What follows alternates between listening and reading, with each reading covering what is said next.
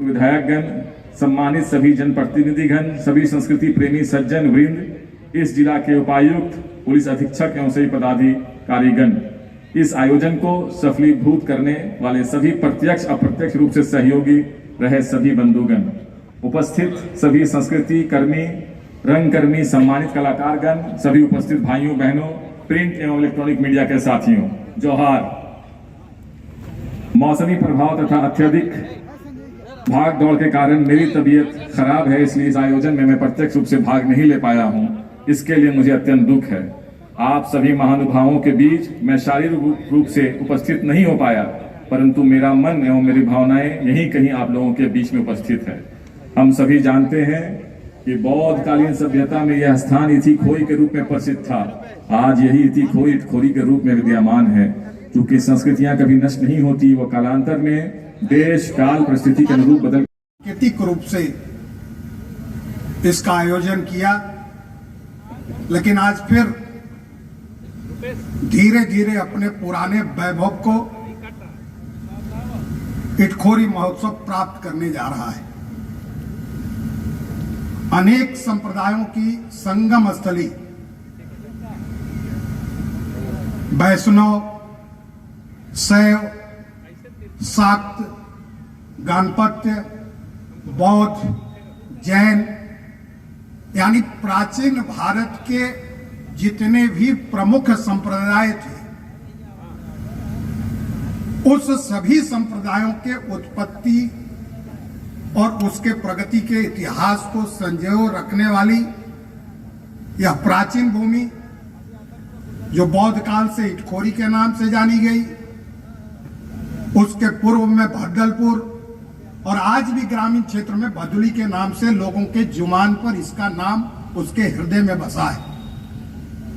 निश्चित रूप से हम जिला प्रशासन और माननीय मंत्री और झारखंड सरकार के ये आभारी हैं कि इटखोरी महोत्सव को पुनः अपना पुराना वैभव मिल रहा है। संख्या जरूर कम हो सकती है, लेकिन मन में उमंग कम नहीं है। और इसीलिए अभी हम और मंत्री जी बात भी कर रहे थे कि कार्यक्रम और उद्घाटन दोनों के बीच एक जो लंबा अंतराल हो जाता है, तो मुझे लगता है कि अगले बार से इसको प्रयास करके एक साथ करके कार्यक्रम के साथ, उद्घाटन के साथ ही कार्यक्रम की शुरुआत कर दें, तो मुझे लगता है कि इस समस्या का भी समाधान होगा। और मुझे पूरा भरोसा है कि जगह इस बार भी कम होगा, क्योंकि 2 साल से लोग प्रतीक्षा कर रहे हैं। एक प्रकोप, एक संकट जो विश्वव्यापी था, संयोग से हम लोगों को भारत में उसका वह ताप नहीं सहना पड़ा जो दुनिया के अन्य देशों ने सहा। इसका मुख्य कारण हमारी जीवन शैली, हमारी संस्कृति, हमारा रहन सहन, जो इन स्थानों से विकसित होती है और हम अपनी परंपराओं के पालन के अनुरूप अपने जीवन का आचरण बनाते हैं, अपने नियम बनाते हैं। लेकिन मुझे इसलिए खुशी है कि जब स्वप्न का साकार स्वरूप सामने नजर आता है तो मन को आनंद होता है। 2015 के पहले इटखोरी महोत्सव में मैंने एक कल्पना की थी कि माता आपकी कृपा ऐसी हो कि लोकतंत्र में सरकार आएगी जाएगी, कौन सांसद होगा, कौन विधायक होगा, कौन राज्य का मुख्यमंत्री होगा, कौन मंत्री होगा, लेकिन इटखोरी महोत्सव चलता रहे। और ये आज प्रूफ हुआ है। क्योंकि महत्व इस बात का नहीं है, महत्व इस बात का है कि इटखोरी महोत्सव इस 2 वर्ष के झंझावत को सह कर भी फिर अपने पुराने वैभव में लौट रहा है। यानी ये यहाँ के सरकार का आयोजन हो गया है, या किसी व्यक्ति का आयोजन नहीं है, यह संस्था का आयोजन है। और ये इच्छा ही हम लोगों की शुरुआत से रही है। इसलिए अब इस बात की पूरी भरोसा है कि ये आयोजन अब रुकने वाला नहीं। लेकिन इस आयोजन में जो यहाँ की उपस्थिति है, जो लोगों का सहयोग है, ये लोगों के सहयोग और लोगों के सहकार से इसका यह रूप संभव हो पाया है। क्योंकि इसकी प्रेरणा के पीछे यहाँ की मिट्टी, यहाँ की संस्कृति, यहाँ के लोग, यहाँ की बोली, यहाँ की भाषा, यहाँ की जीवन पद्धति का वह अंग जो दुनिया के सामने नहीं आया।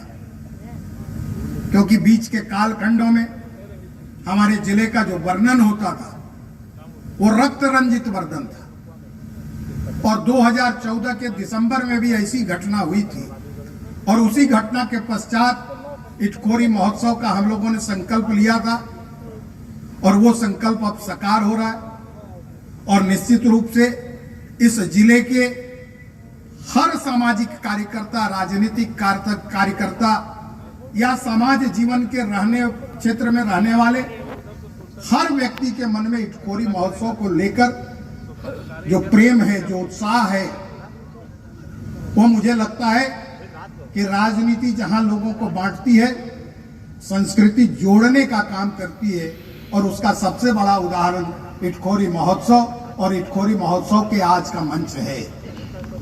इसलिए संस्कृति के रूप में इसका विकास, इसकी यात्रा लगातार चलते रहेगी, और उस दिन भी चलेगी जिस दिन शायद हम मंच पर ना हो, नीचे हो, लेकिन मन का आनंद उतना ही होगा। और यही कल्पना हम लोगों ने किया था, यही माता से आशीर्वाद मांगा था। इसलिए इस रूप में इटखोरी महोत्सव निश्चित रूप से चलता रहेगा। लेकिन जो डीसी साहब ने पूरे जिले का वर्णन किया, उस पर निश्चित रूप से ध्यान देने की जरूरत है। और अभी माननीय मंत्री जी भी वही कह रहे थे, क्योंकि यह जिला देश और दुनिया के सामने अपनी प्राकृतिक भरपूर संपदा का जो भंडार है उसको सामने नहीं हम ला पाए। इटखोरी और कौलेश्वरी का उल्लेख लोग बताते हैं कि दुर्गा सप्तशती में है। अब सोच सकते हैं कितना प्राचीन होगा। और कोल्हुआ पहाड़ उसी तरह से पूजित है जिस तरह से गोवर्धन का पहाड़ पूजित था। इसलिए उसकी भी चिंता करना, उसको भी वो स्वरूप प्रदान करना, मुझे लगता है कि हम सब जिला के लोगों का यह कर्तव्य है। और इस दृष्टि से हमको किसी दूसरे सर्किट की जरूरत ही नहीं पड़ेगी। जब हम इटखोरी, कौलेश्वरी, चुंदरूधाम, बलबल, ऐसे जो अनेकों स्थान है हमारे यहाँ, हम उन्हीं की श्रृंखला जब खड़ा कर लेंगे तो एक अपने आप में सर्किट बन जाएगा। और पर्यटन सिर्फ इसलिए नहीं जरूरी है कि रोजगार ही उत्पन्न करता है।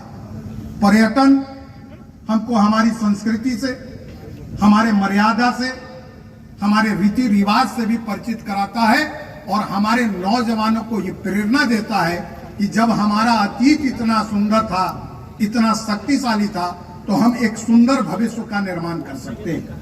इसलिए इस दृष्टि से पुनः एक बार इटखोरी महोत्सव का आयोजन हो रहा है, और जिला प्रशासन ने फिर से इसको भव्य रूप देने का जो प्रयास किया है।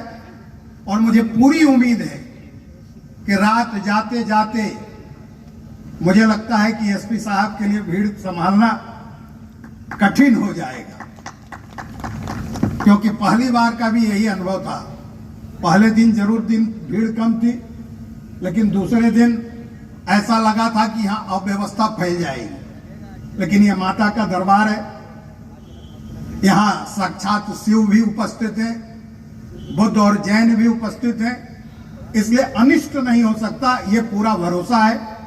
इसलिए निश्चित रूप से इटखोरी का ये महोत्सव निश्चित रूप से सफल होगा, और जिस रूप में जो भी हमारे अंदर कुछ भी आशंकाएं हैं तो वो दूर होंगी, और इसके वैभव को लौटाने की हम सबों की रिस्पॉन्सिबिलिटी है, सबों का दायित्व है। मैं तो मां से सिर्फ इतना ही प्रार्थना करता हूं कि हम दिन 4 रहे न रहे, मां तेरा वैभव अमर रहे। इसलिए एक बार फिर इस पवित्र भूमि से माता भद्रकाली के चरणों में यह निवेदन करते हुए कि जिस विश्वव्यापी संकट को हम लोगों ने 2 साल झेला है, उससे अब हम बाहर आ गए हैं। पुनः हमें अपने जीवन को सुंदर बनाने के लिए, समृद्धिवान बनाने के लिए, सुख समृद्धि और शांति का माता से आशीर्वाद मांग। माँ भद्रकाली के प्रांगण में हम लोग 8 वर्षों से राजकीय महोत्सव धूमधाम से मना रहे हैं। 2 बरस पूरा देश, पूरा प्रदेश कोविड-19 जैसे महामारी में हम लोग अफरा तफरी के माहौल में जो भी त्यौहार, छोटा हो बड़ा हो, होली हो दिवाली हो, सभी त्यौहार हम लोगों ने नहीं मनाए, घर में रहे, सुरक्षित रहे। पिछले बार भी हम लोग शांतिपूर्ण तरीके से महोत्सव मनाए, लेकिन इस वर्ष कोविड-19 से मुक्ति मिला है। हम लोग धूमधाम से इस बार महोत्सव मनाने जा रहे हैं। हमारे बीच कई राज्य के जाने माने कलाकार 6 बजे से अपना सांस्कृतिक भजन कीर्तन का शुभारंभ करेंगे और हर वर्ष के भांति हमारे बीच